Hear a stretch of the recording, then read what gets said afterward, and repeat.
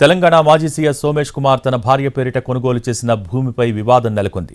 రంగారెడ్డి జిల్లా యాచారం మండలం కొత్తపల్లి గ్రామ పరిధిలోని సర్వే నెంబర్ 249, 260లో మొత్తం 25.19 ఎకరాల భూమి డాక్టర్ పేరిట ఉంది.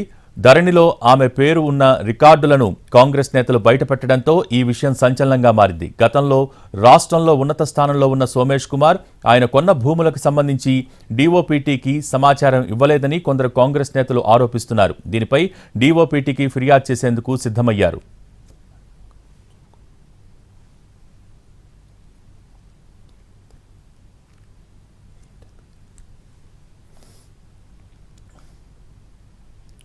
సోమేష్ కుమార్ చీఫ్ సెక్రటరీగా పనిచేస్తున్న కాలంలో ఆ భూములను కొనుగోలు చేశారా లేదంటే అంతకు ముందే ఆయన కొన్నారా అన్న విషయం స్పష్టంగా తెలియరాలేదు. అంతేకాదు సోమేష్ కుమార్ తన ఆస్తులను ధరణి పోర్టల్ అమలుకు ముందే కొనుగోలు చేశారా, ఆ తర్వాత కొన్నారా, ఆ తర్వాత కొంటే ఖాతా నెంబర్ 5237 ఎలా వచ్చింది, అసలు సేల్ డీడ్ ద్వారానే కొన్నారా, సాదా బైనామా ద్వారా కొన్నారా వంటి అనేక అనుమానాలు తలెత్తుతున్నాయి.